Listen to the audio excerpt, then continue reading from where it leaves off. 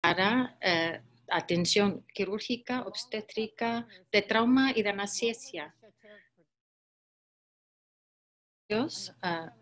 El programa de la cirugía global y el cambio social, el de la Facultad de Medicina de Harvard University, con muchos socios apoyando esta serie de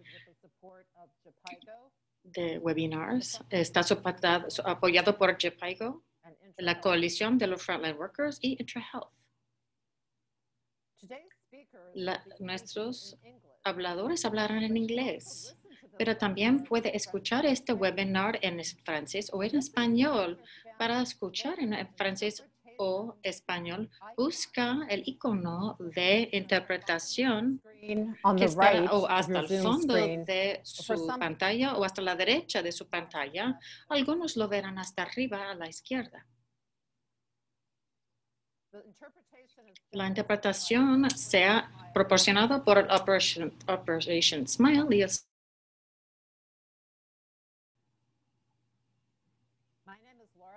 mi nombre es Laura Henneke y soy miembro de el Consejo para el Geo4 Alliance.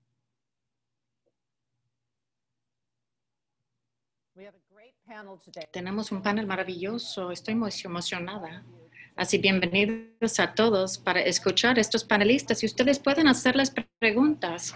Queremos responder a sus preguntas. Para plantar una pregunta, por favor, busca el icono de Q&A que debería de estar hasta abajo de su pantalla de Zoom y teclea su pregunta ahí. También los alentamos a usar el funcionamiento de chat, especialmente si tiene preguntas para los panelistas y los moderadores.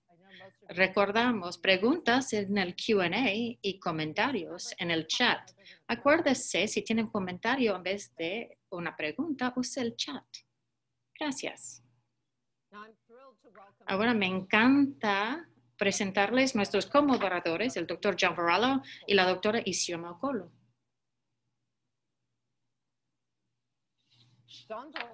John Varela es el director global de Safe Surgery, JPIGO. Ha tenido una carrera muy ilustre como OB/GYN y una de las cosas que más me gusta de John es que habla del equipo y la importancia de trabajar en equipo y que la atención quirúrgica es una parte vital de todos los sistemas de salud. Hola, John. Y Isioma Okolo es una recipiente de beca de investigación de la Facultad de Medicina de Harvard. Y hablando con Isioma, ella quiere mezclar sus capacidades como cirujana junto con todos sus estudios de la salud pública y el cambio social. Ahora se la entrego a usted, Isioma. Gracias. Gracias, Laura, para la presentación y para abrir esta sesión. Tenemos un panel increíble de los pensantes líderes en el tema y estoy muy emocionada de presentárselos. Yo creo que es importante que empezamos comprendiendo exactamente lo que está pasando con la obstetricia durante y después del COVID-19. So, what impact has COVID-19 ¿Cuál es el impacto que ha tenido en la salud de maternidad? Ha reducido la entrega de los servicios básicos, los servicios que si vemos en las últimas décadas que han sido puntos clave en reducir la mortalidad materna y infantil. Y en frente a la situación actual y las tendencias que estamos pronosticando, nos da pauta.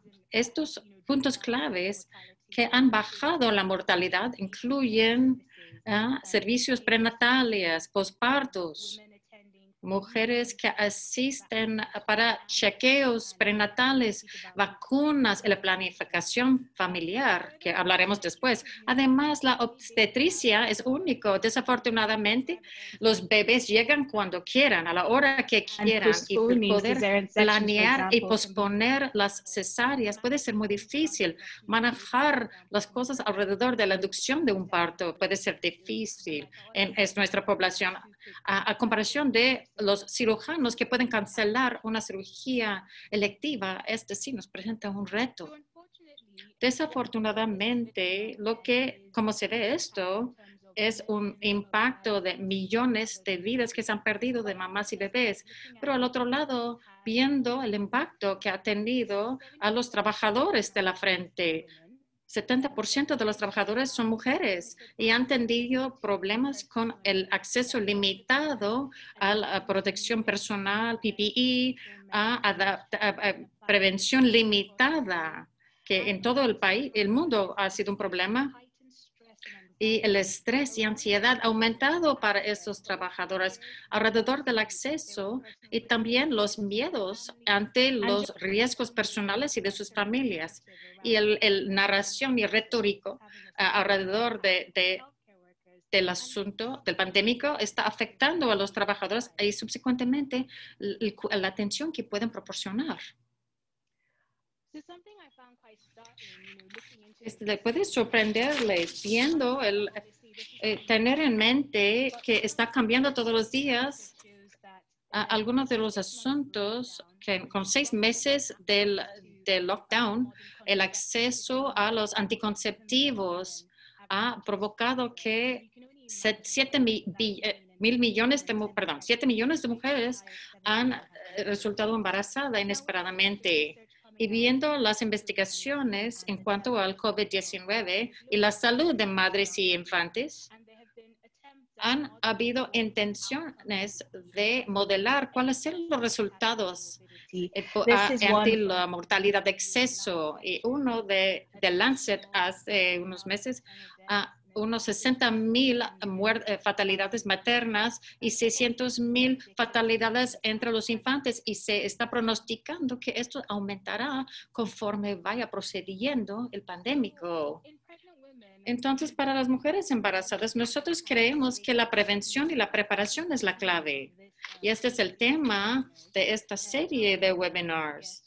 Y cómo podemos prepararnos para el pandémico ante cirugía, trauma, atención obstétrica y la anestesia. Y también las mujeres embarazadas pueden presentar diferentemente que las mujeres no embarazadas. Y no es precisamente que corren un riesgo más alto, pero cuando sí contraen el COVID-19 es más alto la cifra de la probabilidad que ellos necesitan terapia intensiva. Presentan unas situaciones más peligrosas. Sabemos cuando estamos viendo sus bebés, las mujeres embarazadas con COVID-19 corren más riesgo de un parto prematuro.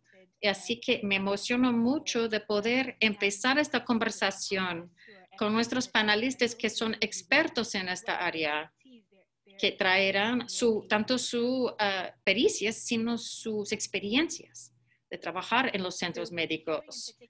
Ok, y vamos a escuchar la realidad de Etiopía, Ruanda y Sudáfrica. Como mencioné hace rato, viendo los retos para los trabajadores de la frente y las practicalidades de la filtración de las mujeres embarazadas y una prueba positiva o sospechada positiva, y algunas realidades del impacto de la capacitación de los trabajadores de salud que me interesan mucho, como estoy entrenándome para ser médico. Y ahora a usted, John. Gracias. Gracias, Isioma. Me da mucho gusto de presentarles este panel. Es un placer y un honor ser parte de este webinar. Yo voy a iniciar presentando a nuestros panelistas individualmente y luego regresamos y empezamos con preguntas para cada una de las panelistas y tener una conversación acerca de los aspectos importantes del COVID-19 y obstetricia segura y sana. Nuestra primera panelista es la doctora Mekdes Daba de Etiopía. La doctora Mekdes es una obstetra ginecóloga y especialista de salud pública que ha estado practicando por 10 años y es defensora de la salud femenil y es un miembro del Consejo del WHO para mujeres en Etiopía. Bienvenida, Mekdes. La siguiente panelista es la profesora Salome Maswime. Ella es la jefa de cirugía global en Sudáfrica. Ella es obstetra ginecóloga sudafricana y presidenta de la Sociedad de los clinicistas científicas de Sudáfrica. Ella es experta por sus investigaciones de las cesáreas. Y ella nos actualizará con las investigaciones que ella ha hecho en cuanto a COVID-19 y las cesáreas. Nuestra tercera panelista es la doctora Madeleine Mukeshimana de Ruanda. Ella es especialista con IntraHealth de Ruanda, es doctora médica y facilitador nacional de la mejora de la calidad. Ella trabaja para IntraHealth International en las actividades apoyando la implementación y monitoreo de los programas de salud materno y de recién nacidos. Así es un panel muy interesante de personas trabajando a la frente y nos traen su experiencia de la atención obstétrica y trabajando con el COVID-19. Así que yo voy a abrir la ronda de preguntas. Iniciaré con Mekdes. En Etiopía, yo sé que ha tenido mucha experiencia con el COVID-19, que ha sido un reto para ustedes trabajar en ese ambiente. ¿Podría compartirnos algunos de los retos que usted está viendo y en proporcionar atención seguro, obstétrico y quirúrgico en estos tiempos de COVID-19 y cuáles son los problemas que se enfrenta Etiopía? Gracias, John. Gracias a todos. En lo que este pandémico inició, que se reportó el primer caso de COVID el 13 de marzo. Y desde entonces ha habido muchas cosas que se han hecho por el Ministerio de Salud y también la sociedad profesional de médicos y ginecólogos y la sociedad. También los oficiales de quirugía y varios involucrados están intentando mitigar qué podemos hacer y cómo podemos seguir proporcionando salud, especialmente las cirugías obstétricas y los servicios básicos. Y para ver lo que pasó y cómo respondimos a este pandémico desde su principio, el 13 de marzo. Inicialmente, especialmente los primeros 3 meses, fue un caos. Porque es un pandémico y también es un pico que no estuvimos preparados para esto. Es diferente para todos. Y por supuesto en África, como ya han dicho, y Xioma también decía, teníamos algo de experiencias con algunos aspectos como Ebola y algunos preparativos en algunas regiones en África, pero hablando específicamente algunos de los retos que veíamos, reestructurar algunas especialidades. Y por 3 meses se trataba de revisar todo. Nos ha impactado, o sea, no hicimos un lockdown completo, pero cuando se trata de diferentes servicios, ha contribuido porque los servicios se reestructuraron. Y número dos, las personas tenían miedo de llegar a las instalaciones y eso fue un reto muy grande, especialmente en los servicios obstétricos alrededor de obstetricia. Y hemos estado en contacto y nos actualizamos porque con los departamentos de maternidad y atención infantil, ¿cómo podemos continuar los servicios? ¿Cómo podemos proteger a los proveedores? ¿Cómo podemos dar cirugías seguros, sanos ante este pandémico? Inicialmente intentamos tomar otras experiencias que en otros países, aparte de África, o otros países que el centro o de medio y bajo recursos en África o incluso en Etiopía. Esto fue un gran ejercicio y fue un reto que seguimos aprendiendo. Para actualizarlos, quizás se preguntan cuántos casos obstétricos tenemos, cuántos manejamos actualmente. Hoy mismo tenemos dos centros designados para COVID. Como les decía, estuvimos designando instalaciones, algunos dedicados al COVID y algunos para las cuestiones, servicios rutinarios. Hablando en cuanto a la capital, inicialmente designamos un centro para COVID, que es algo bueno tener, porque el número de casos no estaba aumentando tanto, pero sí está aumentando día a día y un número total de casos es alrededor 111 casos. Así que de los 111 casos, si se pregunta cuántas cirugías seguros hicimos, hasta hoy tenemos 2 centros dedicados al COVID, que es el hospital con el cual yo actualmente practico como OBGYN. Y tuvimos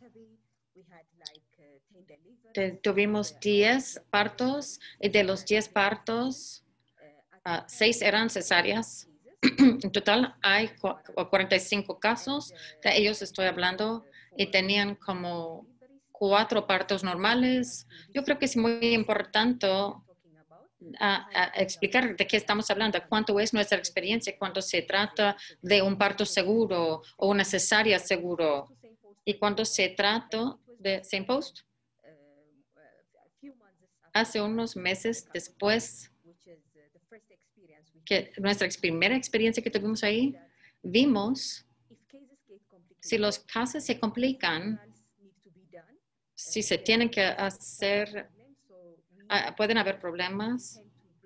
Tendemos a buscar otros hospitales, que es como centros de terapia intensiva, diálisis y otras cosas, entonces, otras instalaciones. Así, después de iniciar, tuvimos 66 casos en los cuales había 20 partos, algunos cesáreas, algunos partos normales y solamente una fatalidad materna, y estamos hablando de todo el país. De otra forma, ella tenía el COVID severo. Los demás casos son sintomáticos, pero aquí es donde estamos desde que inició el pandémico. Los primeros 3 meses era de planificación, poner pautas, checando si funcionaba en nuestro país, y luego ahora estamos empezando a aprender triage y cómo hacer la aislación. Inicialmente todos se pusieron en cuarentena, incluso los proveedores. Así que ahora hemos cambiado a lo que se había hecho de un cuarentena para todos, y ahora ser más lógicos y ver si los casos son asintomáticos, se pueden manejar en casa. Así que yo diría que más bien es aprender a través de la curva. Gracias.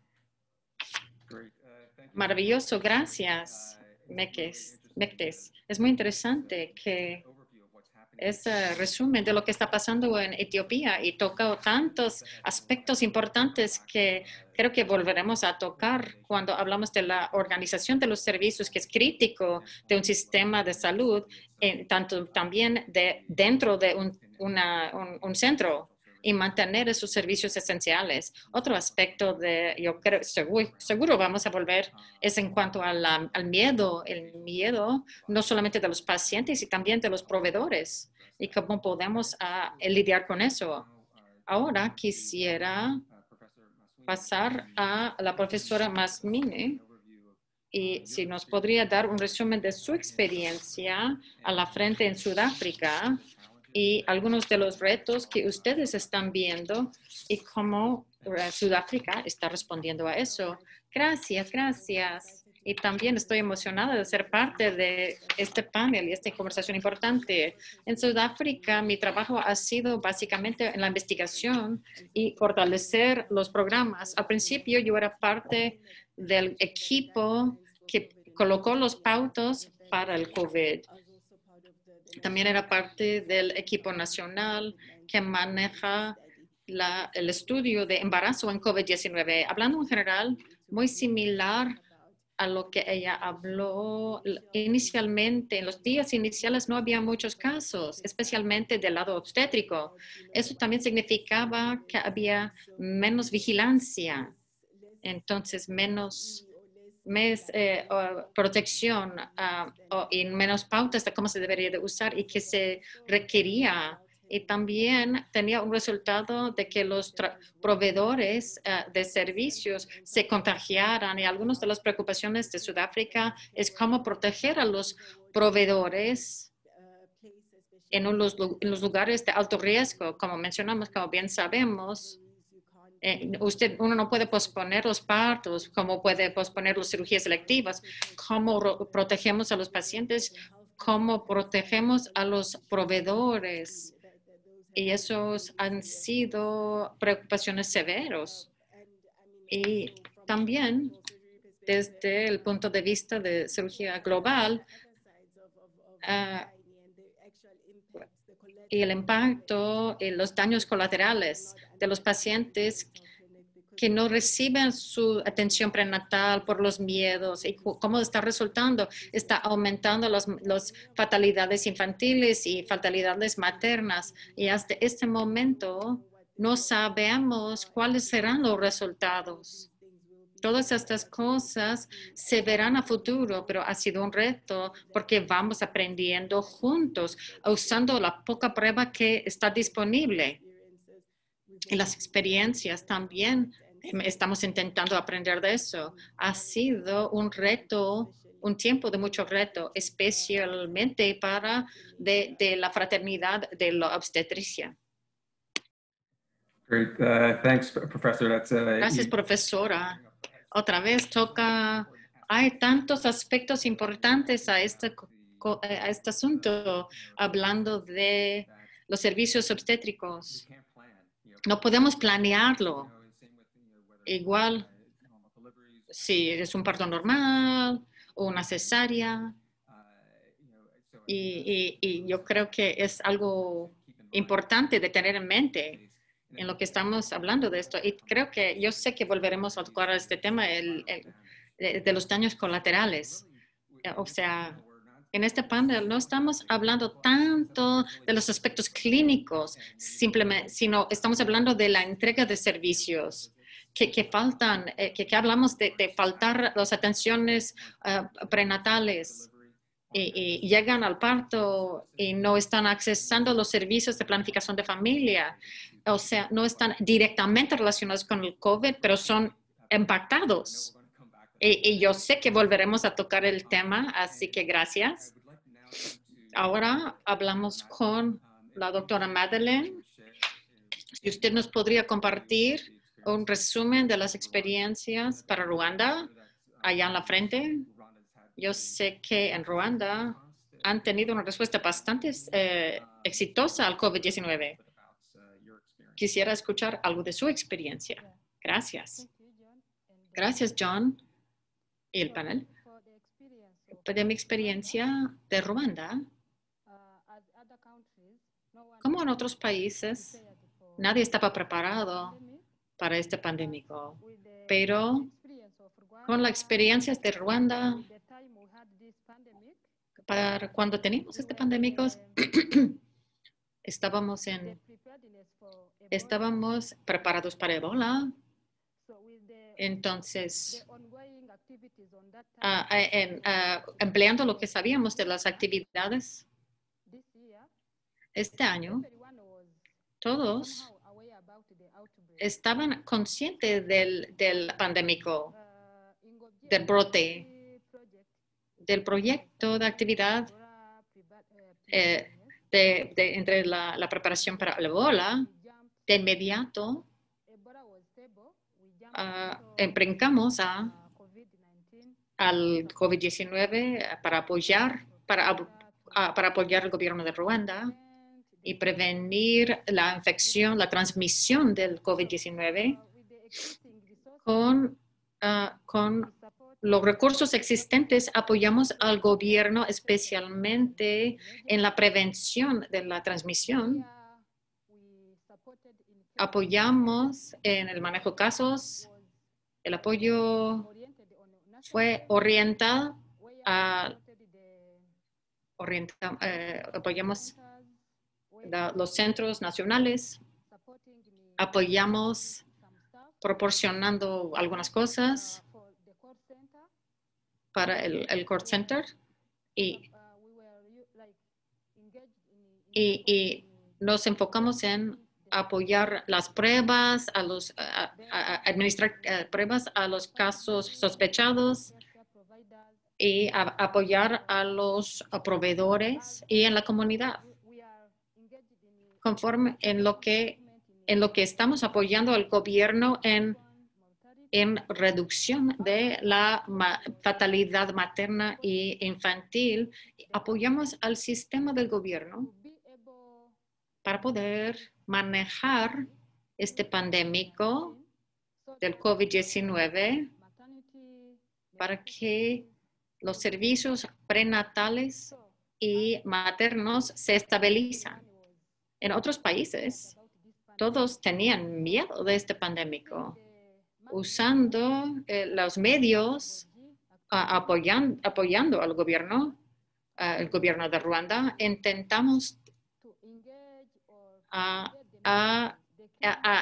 transmitir los mensajes a la comunidad.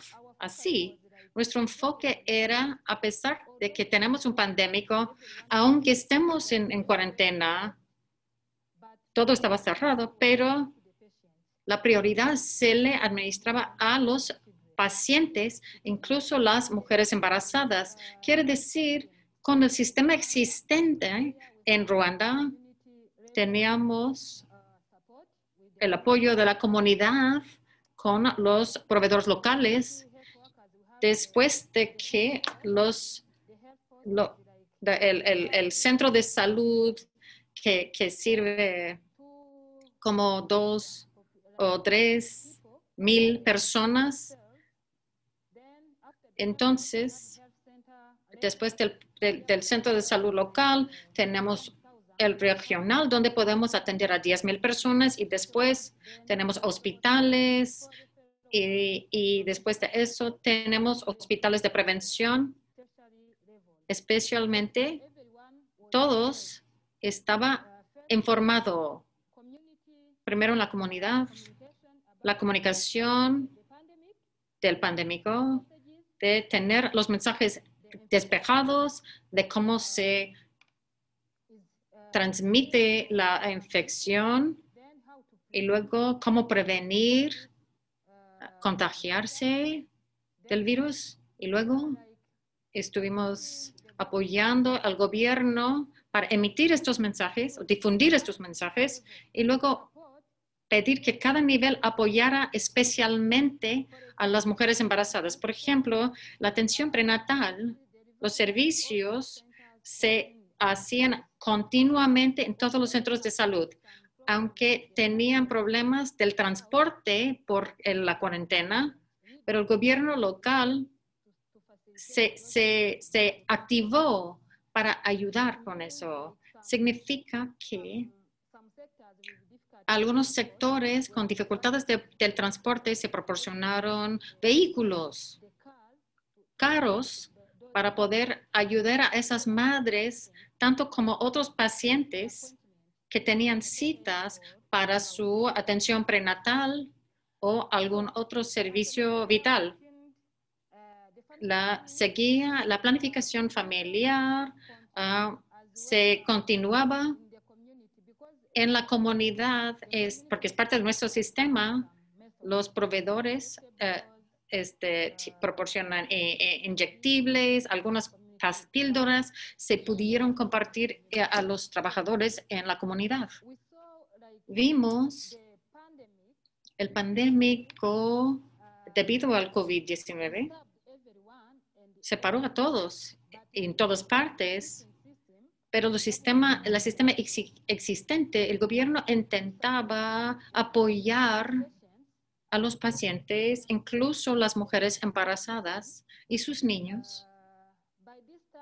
Para este tiempo no veíamos mucho aumento en las fatalidades maternos o infantiles debido al pandémico de COVID-19. Los factores contribuyentes ya existían antes del pandémico de COVID. Así, seguimos apoyando al gobierno porque el pandémico sigue existiendo. Seguimos apoyando a las instalaciones de salud donde proporcionamos materiales de esterilización, a los quirófanos y también los centros de tratamiento de COVID. Ellos están apoyando incluso a las mujeres embarazadas. Tuvimos una fatalidad de COVID.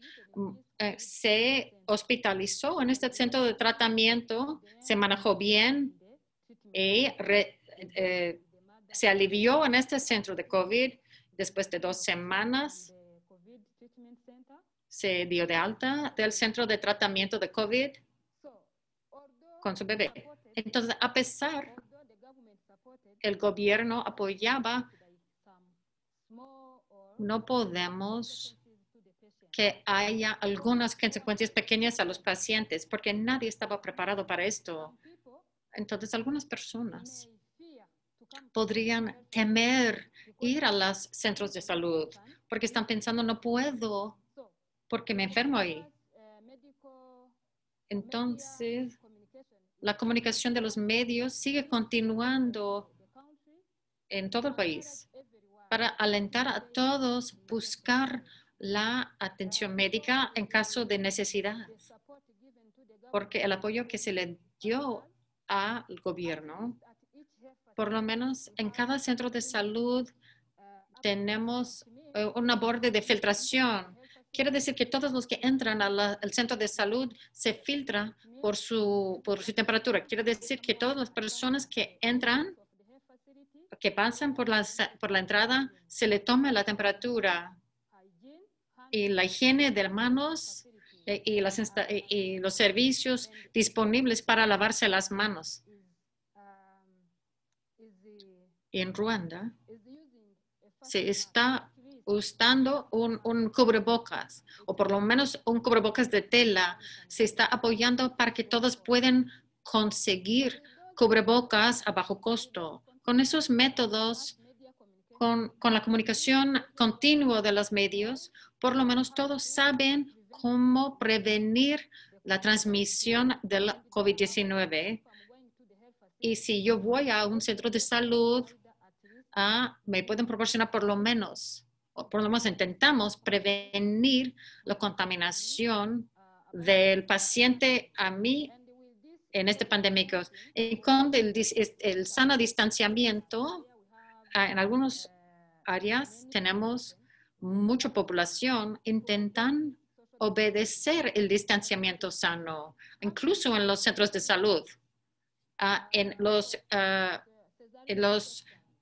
quirófanos para los cesáreas. o todos los hospitales están intentando a aumentar los cuartos, especialmente aislar a las mujeres embarazadas para que pudieran venir y pasar 2 o 3 días hospitalizadas esperando el parto. Están procurando que conserven su sana distancia. A comparación del principio del pandémico en nuestro país y hoy, estamos viendo muchos de los de Ruanda ya no tienen tanto miedo de venir como al principio. Yo creo para la cirugía planeada o las cirugías emergentes siguen exigiendo. Si alguna mujer embarazada que necesita o requiere una cesárea, lo recibe normal. Eso es porque con la comunidad, con el seguro basado en la comunidad, aunque puede tener miedo, pero con el apoyo de una comunidad de trabajadores, este seguro basado en la comunidad, las mujeres embarazadas están llegando normal. Así que nadie está perdiendo su oportunidad de un parto apoyado por el COVID, porque el gobierno local está apoyando a la población de Ruanda, de los que necesitan atención prenatal o natal. Con el apoyo continuo del gobierno, esperamos que con las estructuras existentes y el apoyo de los socios de Ruanda o desde afuera, estamos en camino para ver. Podemos terminar este pandémico muy bien, porque cada esfuerzo es importante. Gracias. Muy bien. Gracias. Lo que me gusta escuchar con eso, creo que en otros países pueden aprender de eso, es el liderazgo, es muy importante. Y es la organización de los servicios, desde arriba hasta abajo, a la comunidad. Yo creo que es muy importante y mensaje claro que todos estamos juntos en esto. Es muy importante. Y otra vez, hay muchos temas que tocaron de la organización, no solamente del sistema de salud, y hablando de los centros de tratamiento de COVID, y cómo eso puede ayudar a impactar los servicios, tanto como reducir el miedo. Y yo creo que es algo que volveremos a hablar hasta la salud mental de los proveedores. Es importante.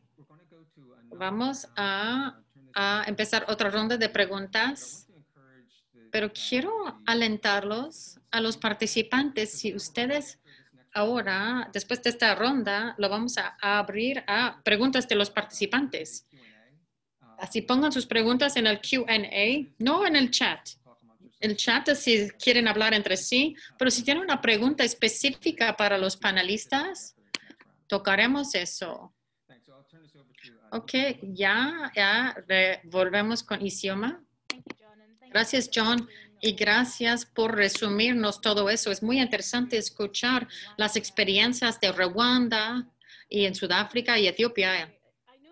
Yo sé que ustedes son parte de la red del sistema internacional.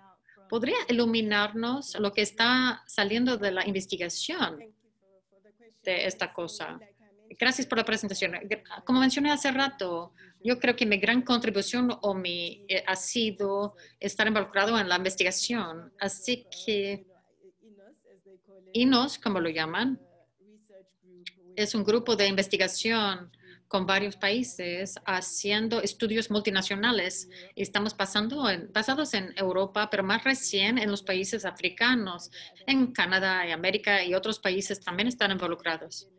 Al principio, yo creo que febrero, marzo, hubo una llamada, oye, vamos todos a colaborar, vamos a trabajar juntos a descubrir cuál es el impacto de COVID en el embarazo. Así que el estudio que hemos estado realizando está viendo los resultados de hospitales, mujeres que se han hospitalizado con COVID y cómo son los resultados.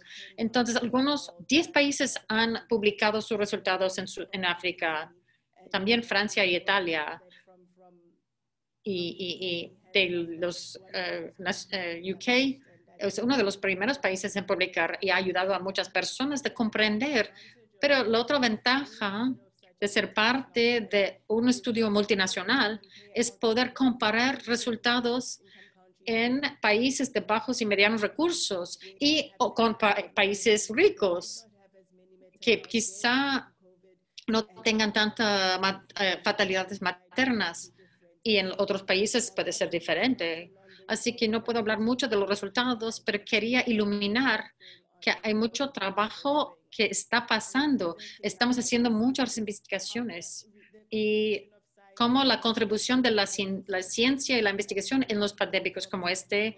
Así que jalamos de algo del trabajo que se había hecho en el pasado con el H1N1 y el poder a realizar esto como colaboración entre otros países nos permite también preparar desde el punto de vista de investigación para el próximo pandémico e incluso encontrar las respuestas de qué hacer, desarrollar pautas. Tenemos que usar investigaciones que se hacían en otros países antes. Yo creo que es muy importante que en lo que estamos viendo los resultados clínicos y buscando pautas clínicas, que también la investigación tiene que ser un componente importante para saber qué hacer para buscar respuestas y prepararnos para el futuro. Gracias por decir. Estoy completamente de acuerdo. Por supuesto, hemos escuchado el ajuste de los sistemas que se realizó en 3 países diferentes para prepararse para esto y también en respuesta a las experiencias previas con el virus de Ebola. Y la investigación también debería de ser a la frente, porque esa investigación podría influir a la política y la práctica de formar pautas y la abogacía y defender a esas áreas. Doctora, en su área, usted platicó un poco acerca de eso, de los temas del impacto, de los ajustes de los varios sistemas y prácticas ha tenido en los trabajadores de la frente. Desde la primera presentación, 70% de los trabajadores de la frente son mujeres. Y me pregunto si usted puede hablar de la experiencia que usted ha tenido, lo que usted está viendo en cuanto a los asuntos de salud mental o la retención del personal o de reclutamiento del personal. Siempre pensamos en recursos, en prepararnos para los pandémicos y las respuestas a futuro, pero el capital humano es bastante importante. Sí, gracias. Como usted dice, uno de los impactos ha sido del recurso humano. Si vemos del recurso humano en Etiopía, específicamente de la atención obstétrica, tenemos muy pocos proveedores desde el principio. Una de las cosas que nos ha traído a la superficie el pandémico es cuánto nuestro sistema ya estaba por debajo de nuestra necesidad del recurso humano. Ya necesitábamos hacer intervención antes. Sí, en total de OBGYNs tenemos como 1,000. Usted puede imaginar por un país de 100 millones de personas, ¿cuántos proveedores tenemos? Si vemos el impacto del pandémico y el impacto cuando se trata de los proveedores y los recursos humanos, la mayoría del trabajo a los niveles, empezando desde limpieza y el personal de apoyo, y vemos el total de enfermeras que tenemos, va igual. El ración sigue siendo muy pequeño. Pero si hablamos de reclutamiento porque todos los que se han estado a la frente siguen manifestando su devoción y su responsabilidad de venir a los centros de salud. Inicialmente hubo mala comunicación, siempre que empieza un pandémico, cuando cosas como esta pasan, hubo un malentendido que algunos servicios de alguna forma se terminaban, incluso ginecología y obstetricia, pero seguimos trabajando. Pero se estaban estirando incluso cuando existiera un estigma relacionado con ser proveedor. Ellos se molestaban fácilmente, que tomaban transporte público y salían en público, y hubiera reportes también que los proveedores ni siquiera a nivel población tenemos el 50% de la población son mujeres y niñas, pero vemos desde el liderazgo a lo demás de apoyo son más variables porque el personal de apoyo a nivel a la frente, aunque tuviéramos suficientes proveedores. Así que el reclutamiento, actualmente tenemos algunos médicos que siguen luchando por tener empleo y es una buena oportunidad que ya tenemos algunos están trabajando en los centros COVID, algunos de los retos también los protegían. Así que necesitamos todo el material para protección y capacitación extensiva, exhaustiva. Siempre estamos abogando tenemos que asegurarnos que las mujeres son más representadas, que no se interrumpen los servicios. En nuestra institución, un buen ejemplo que teníamos es que tenemos una guardería para el personal de apoyo. Y lamentablemente, por COVID, esa guardería se cerró. Así que imagínense algunos de los retos que provocaría a cada miembro del personal que está trabajando para traer, mientras sigue existiendo el COVID, hasta que podemos encontrar soluciones. ¿Cómo podemos asegurar que estas mujeres reciben el apoyo durante el pandémico? Porque si uno está trabajando en un centro de COVID, usted tiene que estar ahí. Y por 15 días, si usted faltaba, si estuviera expuesta, y luego otros 15 días se tenía que aislar.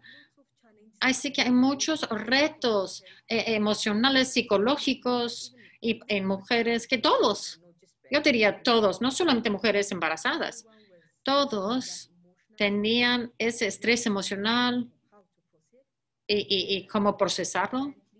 Y actualmente la sociedad de psiquiatría, mujeres muy valientes, están intentando checar los indicadores si los proveedores se están sufriendo burnout. Estas son cosas críticas que considerar en todos los niveles, en cada país. Cómo estamos lidiando con el aspecto psicológico. Es un aspecto importante para los proveedores. Absolutamente, estoy 100% de acuerdo. Y usted usó esa palabra burnout.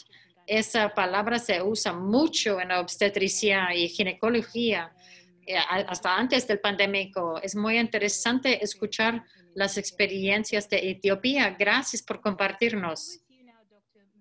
Ahora, doctora Mukashima, yo sé que Ruanda ha tenido una respuesta exitosa ante el pandémico de COVID-19 relativamente, y hemos escuchado del impacto a los trabajadores de la frente y la logística de los equipos y algunas experiencias desafortunadas se han señalado algunos trabajadores de la frente. Algunos han sido sometidos a acoso.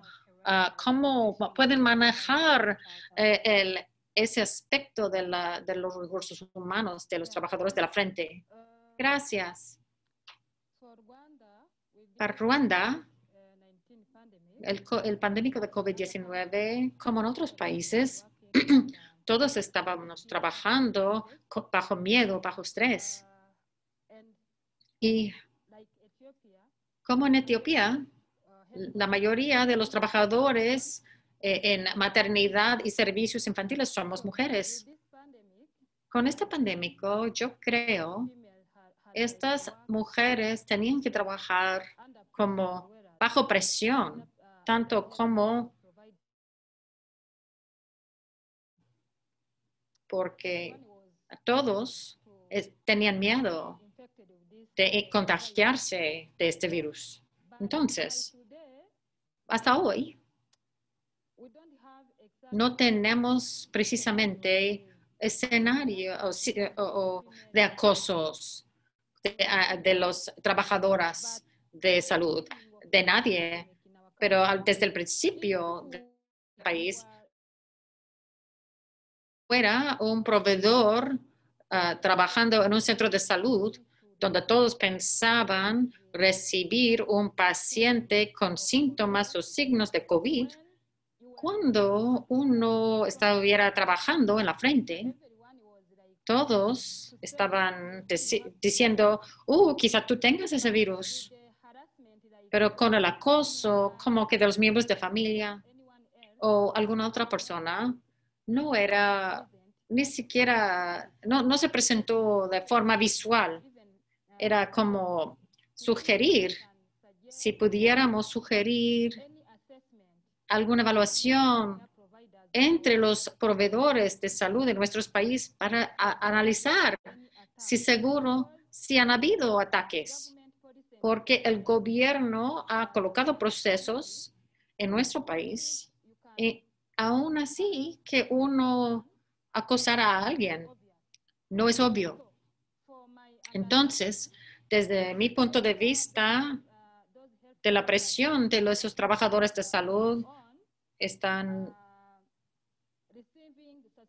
recibiendo los casos y tratando los casos. Quizá un miembro de familia, quizá sus amigos, quizá sus compañeros de trabajo, puede ser.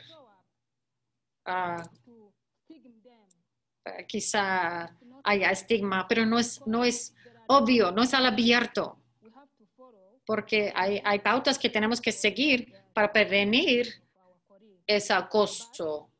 Pero con la evaluación quizá podríamos encontrar los trabajadores de la frente que se encontraron a alguien que manifestara alguna conducta de acoso. Hasta ahora, no tenemos casos específicos de acoso. Gracias. Gracias por compartirnos esto. Y también compartir nuestras ideas de qué se puede hacer a futuro. Ahora vamos a responder a algunas de las preguntas que nos han dado. Gracias a los miembros que nos mandan sus preguntas. Muy bien, gracias. Y panel. Qué buena ronda de preguntas y respuestas. Y sí, vemos preguntas llegando. Síguenos mandando. No sé si llegaremos a todos, pero haremos nuestro mejor esfuerzo. Voy a iniciar con uno. Voy a cambiar el ritmo un poco. Buti Tang tenía una pregunta hablando del daño colateral, pero otros impactos que el COVID se está presentando. Uno de los retos es de la capacitación y aumentar la capacidad. Y sabemos que el COVID ha impactado el viajar, ha impactado el apoyo en persona. ¿Cómo han respondido los países ante eso? Y especialmente con cosas como la obstetricia y la cirugía. Estas cosas son, manos puestas, hands-on. Y quizá no sea tan fácil de transferir al apoyo virtual. Entonces, ¿cuál ha sido su experiencia y cuál ha sido su aborde para mantener esa capacidad? Si uno es persona de la frente. Y voy a abrirlo al panel. O sea, responden cuando puedan. Mekteis, por favor. Gracias. Es muy buena cosa de tocar, porque una de las cosas que nuestra sociedad de OBGYN, porque es obvio que algunos servicios ya se afectaban y las cirugías selectivas, porque todos los practicantes, especialmente los que son estudiantes o becantes, recipientes de becas, estaban pensando, soy suficientemente competente ahora. Antes hablábamos de calidad, que la calidad no queríamos reducir. Entonces, en Etiopía, por ejemplo, tenemos 13 hospitales de educación que checamos, estudiamos para checar cómo están y cómo van ante el pandémico. No hemos descontinuado los programas de residencia. Los residentes siguen, pero obviamente de los aspectos diferentes, incluso la atención prenatal y cómo podemos hacer las rondas educativas y las cirugías electivas, especialmente para los casos ginecológicos e incluso nuestras conversaciones obstétricas. Y por supuesto, eso se afectó severamente, especialmente nuestras clínicas de pacientes externos. La otra cosa es que la mayoría de la enseñanza, y sabe, nuestras sesiones de la mañana están muy llenas y ni siquiera estábamos preparadas si pudiéramos hacer medicina virtual. Es muy importante proporcionar los servicios, aparte de enfrentar con problemas con los programas de residencia, porque en Etiopía la atención prenatal, la mujer podría venir con su expediente o su tarjeta. No tenemos expedientes electrónicos y no sabemos cómo podemos programar sus citas, citas iniciales, por ejemplo. Si pudiéramos, hicimos podemos intentar un documento que estamos por publicar, cómo ha afectado el COVID, los programas de residencia, el COVID, y cómo hemos adaptado a las maneras de educar a nuestros estudiantes. Y el programa de residencia, tenemos algunas medidas para para poder continuar el sistema. Una de las cosas que tenemos que hacer en la capacitación es institutional disparities really have an impact if we continue or if you don't have standardization at national or international level. So this might be one of the things that I would call for an action maybe later, so that we can say if emergencies like this come or pandemics like this come, how can we proceed with quality and standardized residency programs? This can be at FICO level, it can be at different colleges like ACOG. Of course, you see different disparities if you go in different countries, but even our assessment later, could it be the same as the pre-pandemic? Because this is a good discussion we have. We are talking about COVID and post-COVID, or even with COVID. So are we going to keep internship evaluations or residency evaluations the same way? Should we change the way we will do some of the evaluation? So how can we compensate? So some institutions initially started to have Zoom. So morning sessions, for example, I will now talk more about the adaptive strategies that we came up with, was we started to have Zoom sessions coming. It's a very good lesson for us. Now we even learned that people at different continents can now join. Those who are already in leave or can also join us for their morning meetings and presentations, case presentations also. So it was a very good thing, but connections matter. We have to know where we are. Tenemos que saber dónde estábamos.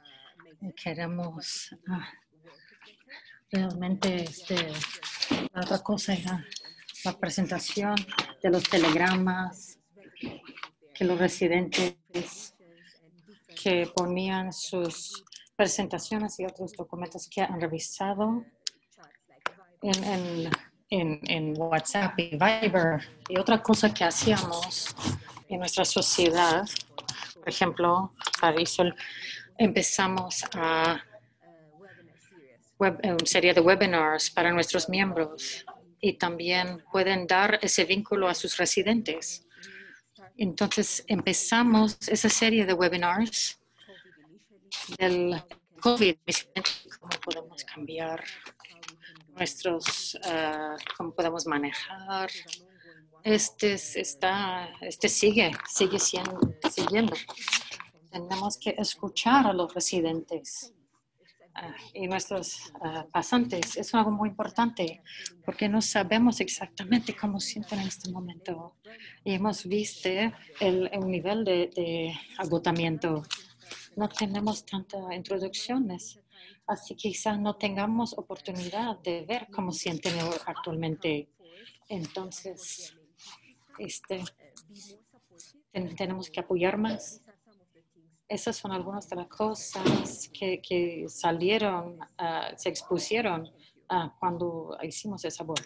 Gracias. Gracias, Meques. Salome? Salome,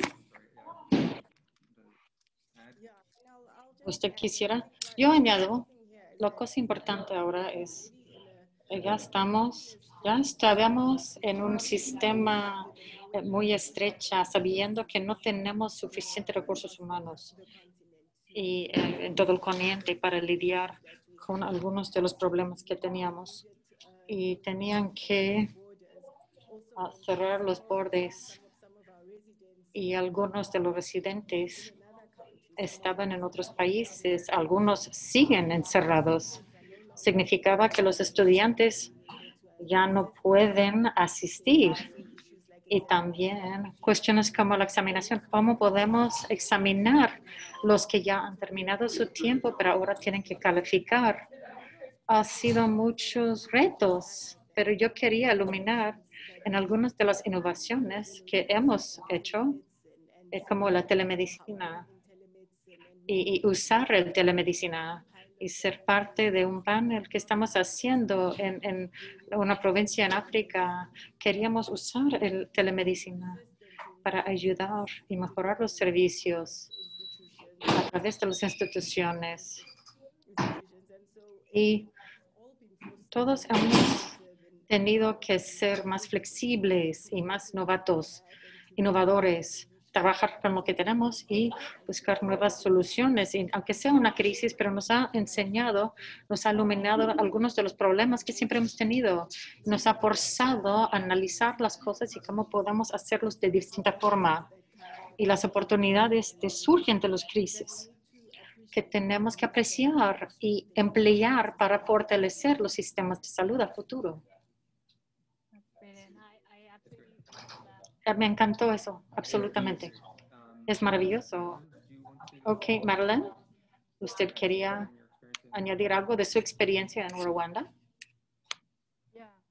Sí. Por la respuesta de la enseñanza. Quizá no tenga mucho que compartir, pero de ser tutores con nuestra organización, nuestro apoyo del gobierno fue específicamente orientado en hacer tutela o ayudar a los trabajadores en la salud materna y salud infantil. Entonces, con el COVID-19, el pandémico, durante la cuarentena, el periodo de cuarentena, la tutela se hirió un momento, pero ahora desde hace 3 meses asumimos otra vez nuestra supervisión de los centros de salud. Seguimos apoyando a las parteras y los doctores médicos, apoyando en cuestiones los programas de salud materna, salud infantil. Tenemos mentores que son trabajadores de salud apoyando a los centros de salud. El apoyo ha sido continuo. El personal puede viajar a los centros de salud, pueden seguir apoyando a los centros de salud para no perder a nuestras madres y los recién nacidos. Oh my God, I'm so sorry. Who is Sí, mentorship? necesitamos ese borde de tutela para obedecer o seguir con las pautas de apoyo proporcionado Given by the Ministry of mentores dado por el Ministerio de Salud. Se siguen los mentores y los que reciben su tutela. Nuestro enfoque es de aumentar sus habilidades, incluso sus conocimientos de los proveedores de salud. Aún así, si estamos siendo tutores y podemos programar capacitación en el sitio, ahora estamos usando en los centros de salud, significan que tomamos proveedores de salud y los capacitamos, pero siguiendo las pautas proporcionadas por el Centro del Ministerio de Salud. Entonces, nuestra tutela ha sido continua, nuestro apoyo ha sido continuo para asegurar que las madres, los recién nacidos, se tratan según los procesos nacionales de medicina neonatal, natal y materno. Yo no tengo mucho más que compartir porque no trabajo en esa área. Gracias, gracias. Es muy importante. Creo que es un camino continuo, la capacitación continua. Me gusta escuchar que ese aprendizaje adaptivo, eso es realmente lo que se trata. Debería de verse, como mencionan, traer innovaciones y usar eso prácticamente y aprender de eso. Entonces, esas plataformas, podría ser WhatsApp, podría ser Viber. ¿Cómo usamos esos? Y se trata de, sí, es reaccionarnos a la situación pandémico actual, pero es ser mejor después, porque las cosas han cambiado. Y si vamos, y post-COVID, las cosas no van a ser como antes.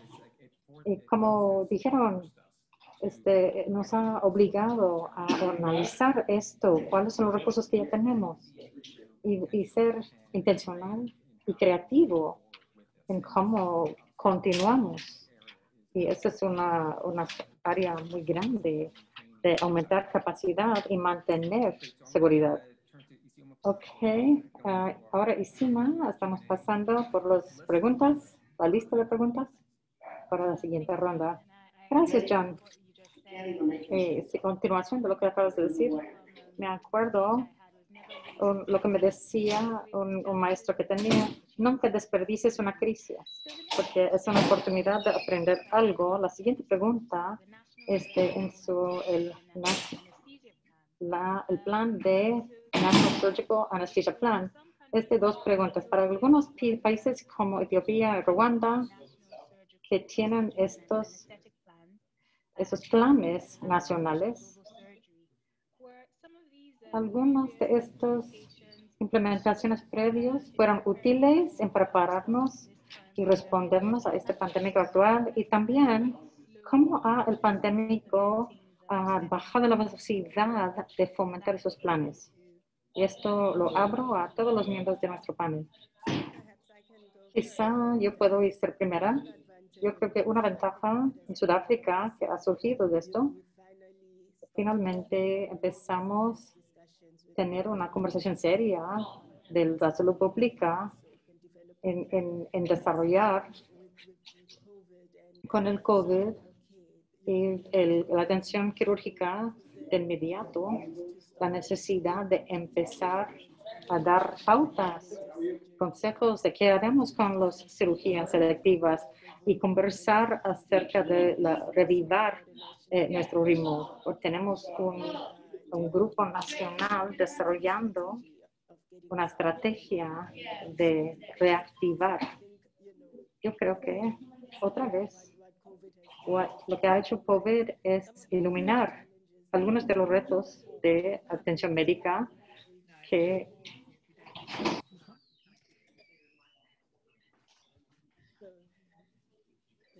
el público ha estado más enfocado y ha sido la oportunidad de empezar a hablar de política y la defensa ha brindado más oportunidades.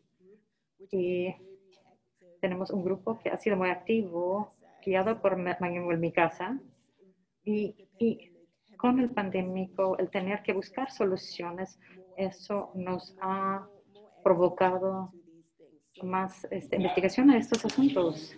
Así que no estoy contestando la pregunta precisamente, pero estoy compartiendo la experiencia sudafricana. Yo creo que es muy buen punto de cómo, aunque Sudáfrica ha proporcionado el impulso para desarrollarlo. Una pregunta que yo tengo siguiendo eso, escuchamos ayer en el webinar del doctor Mira, muchas veces la cirugía se refería al ahijado olvidado. Ahora se refiere a la cirugía como el primo pobre. Se refería que en la importancia de planificación, de pensar en el financiamiento. Así que me pregunto si alguien en el panel podría comentar del financiamiento o los planes a futuro para los planes obstétricos.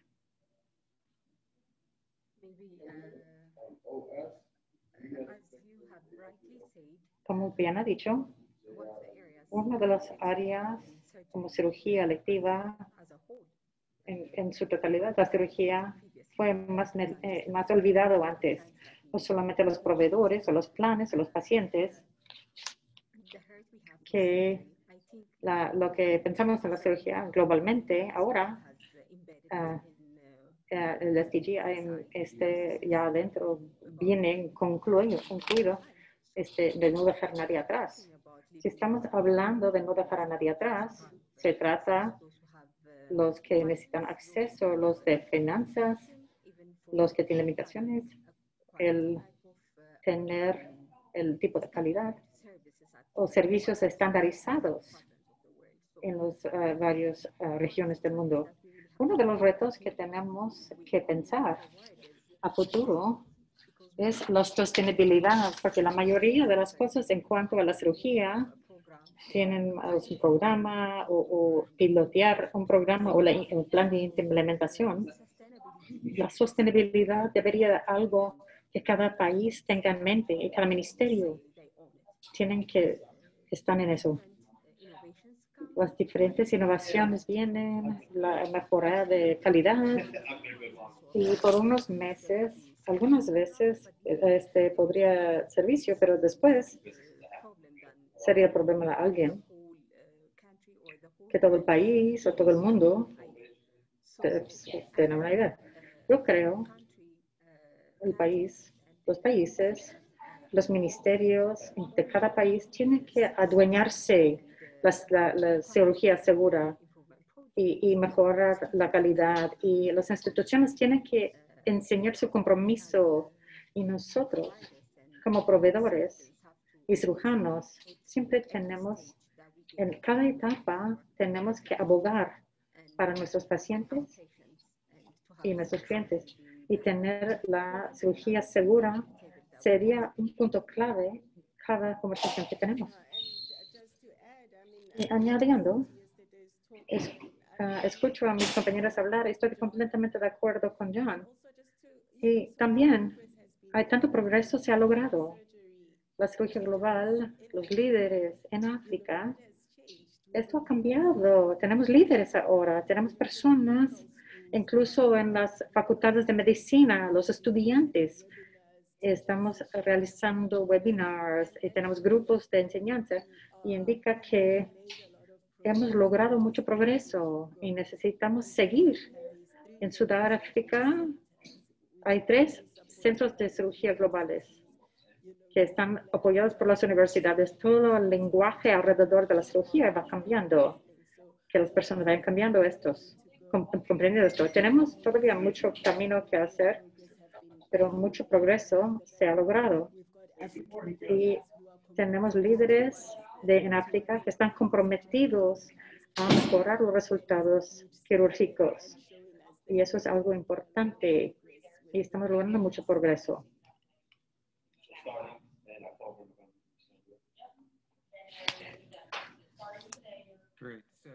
Muy bien. Change pace again a Voy little a cambiar el tema otra vez y mezclando varias preguntas del Q&A y añadiendo otro nivel. Tocando el tema otra vez no me refiero a los aspectos clínicos, pero viendo la organización de los servicios para los cesáreas.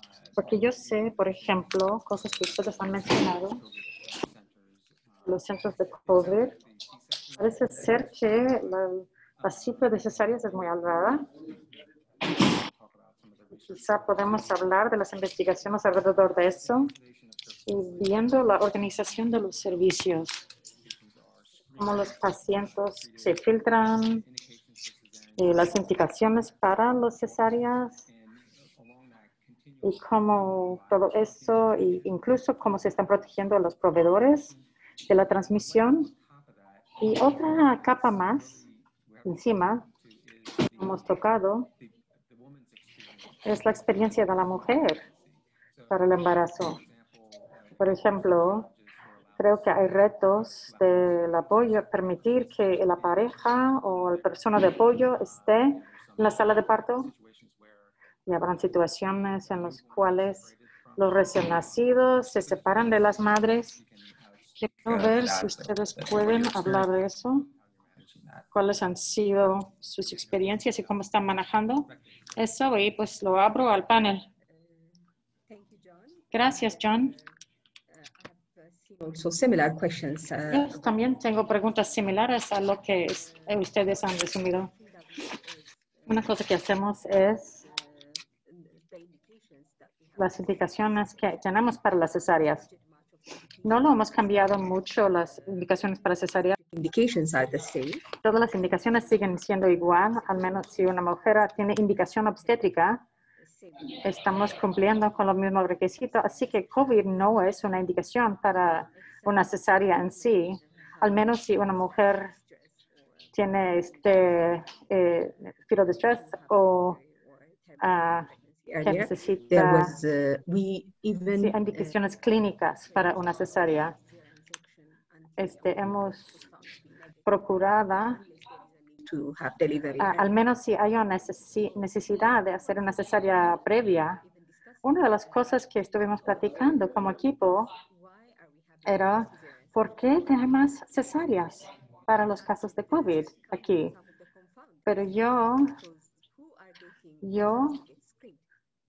pues me preguntaría pues ¿a quiénes están filtrando?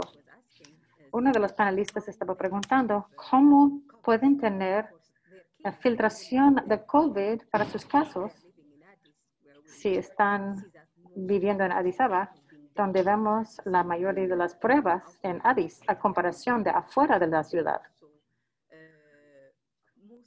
La mayoría de los casos que están llegando a las instalaciones donde se pueden filtrar también probablemente han tenido cesáreas previas y tienen indicaciones en instituciones terciarias donde se están implementando. El mes pasado, antes que empezar este mes, el gobierno empezó a aumentar las pruebas. Inicialmente solamente teníamos unos 100 casos, ahora se ha aumentado a un promedio de 19 o 20 mil casos, pruebas al día, que es muy significativamente que ha cambiado. Inicialmente, las únicas personas que podían recibir acceso a prueba también estaban en instalaciones más tercios. Tenían indicaciones desde el principio y algunos de los casos que teníamos del centro de COVID estaban presentando inicialmente, nos estaban diciendo caso por caso cuando teníamos conversaciones, así que estaban, en caso de emergencia, era un parto prematuro. En la mayoría de los casos estaban haciendo una cirugía electiva, se estaban filtrando. Y no era precisamente que las mujeres estaban decidiendo por una cesárea, sino que habían indicaciones. Espero que eso contesta alguno de los temas. La otra cosa que se preguntó era ¿cuándo es el momento ideal de filtrar si uno no está haciendo pruebas automáticas? Por ejemplo, en St. Paul's, que es un centro tercio, estamos intentando hacer filtración al menos si una mujer llega como emergencia, porque no estamos recibiendo resultados en pocas horas. Entonces, al menos tenemos casos que tenemos que hacer un parto urgente. Estamos recibiendo básicamente mujeres embarazadas. Health centers or other Pero facilities. esto no es para suplantar a los centros de salud. Lo que platicamos al un principio era de los departamentos de salud materno y infantil, cómo podemos asegurarnos ambos, madres y los recién nacidos, y también los proveedores estén seguros al realizar estas cirugías necesarias. Cada servicio, desde la atención prenatal y el posparto, si estamos aumentando las pruebas, estamos diciendo que tenemos que aumentar las pruebas, tenemos que aumentar la accesibilidad. Si nada más hablamos de una zona y un centro o dos centros, tenemos menos oportunidad. Seguirá siendo un reto. Por lo menos hemos estado intentando, ellos dicen que se están intentando y están viendo su compromiso a aumentar las pruebas. Pero el momento ideal, si una mujer tuvo oportunidad de un parto pronto, eso también depende de qué tan pronto podemos tener los resultados en mano. Quizá todo tiene que ver con el tipo de prueba que tenemos. O estamos hablando más de PCR, quizás sea diferentes en algunos países. Algunos tienen acceso a resultado inmediato.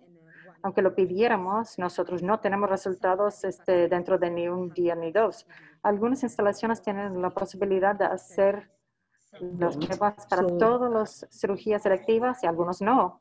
Si decimos que es el momento idóneo, podría llevarnos a aún más confusión y más diferencias. Yo diría, lo mejor que podemos hacer es tener acceso o trabajar hacia tener acceso a las pruebas para todos, incluso los que están trabajando en partos y en los centros de emergencias. Si tuviéramos oportunidad de tener los resultados rápidos, así que podemos proteger a los proveedores y a los pacientes. Y quizá después podemos hablar de la mortalidad materna y veremos si hay un aumento en la mortalidad por la interrupción. Los primeros 3 meses se generaba data y hubo una tendencia de hacer partos en casa y menos institucionales por el miedo, por las razones que hablamos, el miedo, la preocupación que no hubiera servicios, que uno se podría contagiar de COVID. Todas estas cosas han contribuido. Después, los servicios como la planificación estamos mejorando, pero sin embargo estamos luchando por llegar al nivel deseado. Gracias.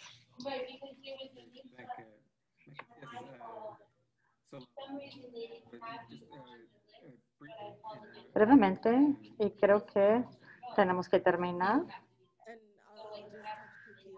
Yo rápido tocaré el tema de la salud mental.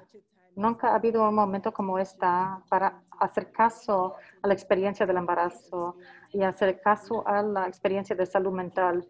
Las mujeres tienen miedo que sus hijos se van a contagiar de COVID, tienen miedo de entrar al parto sin el marido, de tener separación de sus bebés y todas estas cosas. Entonces, como proveedores de servicio, tenemos que hacer mucha atención a la salud mental de las mujeres en estos momentos. Qué linda manera de interrumpir. Gracias. Y agradezco mucho que tocaras el tema que COVID no es una indicación para una cesárea. Qué bueno que me lo hiciste muy claro. Esto ha sido fantástico. Ha sido un panel maravilloso. Me sorprende lo rápido que pasó, por lo menos para mí, porque fue muy interesante y podría seguir, pero sí tenemos que terminar. Quisiera tomar este momento para de los panelistas una llamada a acción. Entonces, ¿qué dirías? ¿Cuál es su llamada de acción para los interesados en cirugía y también en salud materna e infantil? A veces estos como que se divorcian, pero tenemos que asegurarnos que están unidos. ¿Cuál es su llamada a la acción para estos interesados?